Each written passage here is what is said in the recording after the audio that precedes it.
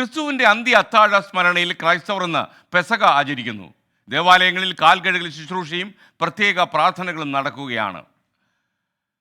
നമുക്കൊരു കാര്യം, Irinjalakuda saint Sebastian's major archiepiscopal ദേവാലയത്തിൽ നിന്ന് സൂരജ് സജി, അതുപോലെ കൊച്ചി സെന്റ് മേരീസ് കോൺവെന്റിൽ നിന്ന് Vineetha V G, Kottayam SH mount പള്ളിയിൽ നിന്ന് ടോബി ജോൺസൺ എന്നിവർ നമുക്കൊപ്പം ചേരുന്നു. ആദ്യം നമുക്ക് കൊച്ചി സെന്റ് മേരീസ് കോൺവെന്റിലേക്ക് പോകാം. വിനീത വി ജി തത്സമയം ചേരുന്നു. വിനീത, good morning.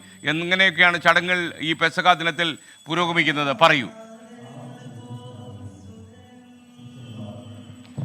Very good morning S K N. ഞാനിപ്പോൾ ഉള്ളത് ഈ സെന്റ് മേരീസ് കോൺവെന്റിലാണ് കൊച്ചിയിലെ. രാവിലെ 7 മണി മുതൽ തന്നെ ഇവിടെ പ്രത്യേക പ്രാർത്ഥനയും ഒപ്പം തന്നെ കുർബാനയും ഒക്കെ ആരംഭിച്ചിരിക്കുകയാണ്. വിശ്വാസികൾ ഇപ്പോൾ പള്ളികളിലേക്ക് എത്തിക്കൊണ്ടേയിരിക്കുകയാണ്. കൊച്ചിയിലെ എല്ലാ പള്ളികളിലും ഇന്ന് പ്രത്യേക കുർബാനയും ഒപ്പം തന്നെ പ്രാർത്ഥനയും ഒക്കെ ഉണ്ടാകും. ലോകമെമ്പാടുമുള്ള ക്രൈസ്തവർ ഇന്ന് പെസഹ തിരുനാൾ ആഘോഷിക്കുകയാണ്. 12 ശിഷ്യന്മാരുമൊത്ത് യേശുവിന്റെ അന്ത്യ അത്താഴത്തിന്റെ ഓർമ്മ പുതുക്കിയാണ് ക്രൈസ്തവർ ഈ പെസഹ ആചരിക്കുന്നത്. പള്ളികളിൽ പ്രത്യേക പ്രാർത്ഥനകളും ഒപ്പം തന്നെ കാൽക്കഴുകൽ ശുശ്രൂഷകളും ഇന്ന് ഉണ്ടാകും. കുരിശുമരണം വരിക്കുന്നതിന് തൊട്ടു മുൻപായി യേശു തന്റെ ശിഷ്യന്മാരുമായി അവസാനമായി കഴിച്ച അത്താഴത്തിന്റെയും അതിനു മുൻപായി അദ്ദേഹം അവരുടെ കാലുകൾ കഴുകിയതിന്റെയും ഓർമ്മ പുതുക്കൽ കൂടിയാണ് ക്രൈസ്തവർ ഈ ദിവസം. ഇന്ന് വിശുദ്ധ കുർബാനയ്ക്ക് പുറമെ തന്നെ പ്രത്യേക പ്രാർത്ഥനകളും പള്ളികളിൽ ഉണ്ടാകും.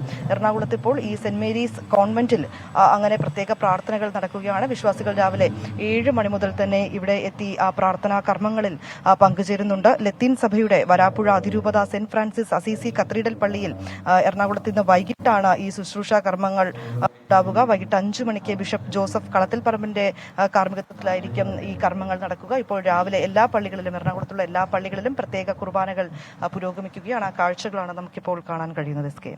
ഓക്കെ, താങ്ക് യു വിനീത വിജയ്. ഇനി കോട്ടയം SH മൗണ്ട് പള്ളിയിൽ നിന്ന് ടോബി ജോൺസൺ നമുക്കൊപ്പം ചേരുന്നു. Toby, good morning. അവിടെ എന്തൊക്കെയാണ് ചടങ്ങുകൾ നടക്കുന്നത്? പറയൂ.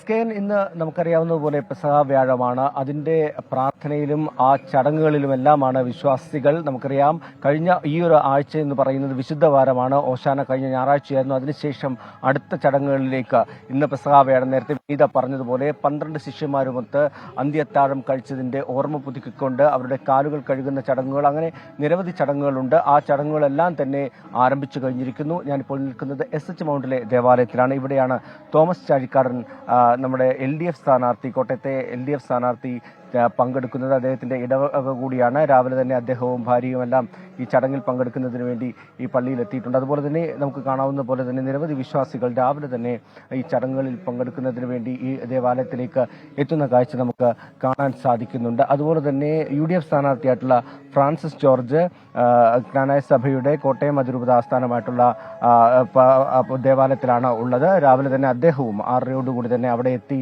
ചടങ്ങുകളിൽ പങ്കെടുത്തുകൊണ്ടിരിക്കുകയാണ്. അങ്ങനെ ചടങ്ങുകൾ പുരോഗമിച്ചുകൊണ്ടിരിക്കുകയാണ്.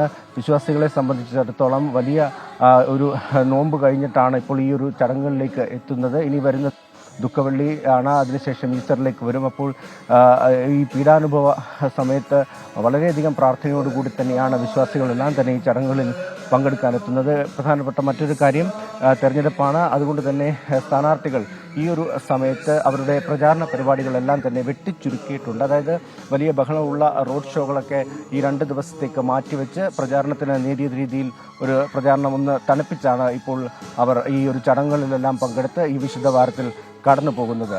SKN. Okay, thank you Toby Johnson. ഇനി Irinjalakuda saint Sebastian's major archiepiscopal ദേവാലയത്തിൽ നിന്ന് നമുക്കൊപ്പം സൂരജ് സജി കൂടി ചേരുന്നു. Sooraj Saji, good morning. പറയൂ സൂരജ്.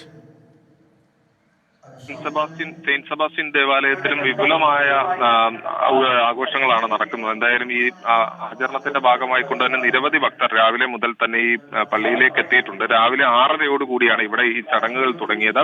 ഏറ്റവും പ്രധാനപ്പെട്ട കാര്യം എന്നുള്ളത് സീറോ മലബാർ സഭയുടെ അധ്യക്ഷനായിട്ടുള്ള മാർ റാഫേൽ തട്ടിലാണ് ഇതിന് മുഖ്യ കാർമ്മികത്വം വഹിക്കുന്നത്. രാവിലെ തുടങ്ങിയ ചടങ്ങുകൾ അതിപ്പോഴും തുടരുകയാണ്. അദ്ദേഹം ഈ പെസഹ വ്യാഴം ആചരണത്തിന്റെ ഭാഗമായിക്കൊണ്ട് ഇപ്പോൾ ഈ സന്ദേശം നൽകുന്ന, അതായത് വിശ്വാസികൾക്ക് സന്ദേശം നൽകുന്ന ചടങ്ങുകളാണ് പുരോഗമിച്ചുകൊണ്ടിരിക്കുന്നത്. ഇതോടൊപ്പം തന്നെ പറയേണ്ടത്, രാവിലെ തന്നെ സീറോ മലബാർ സഭയെ സംബന്ധിച്ച് രാവിലെ ഈ പെസഹ വ്യാഴ ചടങ്ങുകൾ തുടങ്ങുന്ന ഒരു സഭ എന്നുള്ള നിലയിലാണ്. അതുകൊണ്ട് തന്നെ രാവിലെ ഈ ചടങ്ങുകൾ ആരംഭിക്കും. ഈ അർദ്ധരാത്രി വരെ നീളുന്ന ചടങ്ങുകളാണ്. പക്ഷേ സഭയുടെ ചടങ്ങുകൾ രാവിലെ 9 മണിയോടുകൂടി അവസാനിക്കുന്ന തരത്തിലാണ്. ഈ ദുഃഖവെള്ളി ഇനിയുള്ള ദിവസങ്ങൾ വിശ്വാസി സമൂഹത്തെ സംബന്ധിച്ച് ഏറെ നിർണായകമായ ദിവസങ്ങളാണ്. കാര്യം ദുഃഖവെള്ളി അടക്കമുള്ള ദിവസങ്ങൾ, അതിനുശേഷം ഈസ്റ്ററിലേക്ക് പോകും. അതിന്റെ മുന്നൊരുക്കം എന്ന നിലയിൽ തന്നെയാണ് ഈസ്റ്റർ വ്യാഴ ദിനാചരണത്തിലേക്ക് കടന്നിരിക്കുന്നത്. എന്തായാലും നിരവധി വിശ്വാസികളാണ് ഈ ചടങ്ങിൽ തൃശ്ശൂരിലും പങ്കെടുക്കുന്ന S K. Okay, thank you Sooraj Saji. അപ്പോൾ വസന്തകുമാരി പറയുന്നു എല്ലാവർക്കും പെസഹ ആശംസകൾ എന്ന്. തീർച്ചയായിട്ടും എല്ലാ പ്രേക്ഷകർക്കും മാത്രം ഒരു ആശംസ നമ്മൾ നേരുകയാണ്.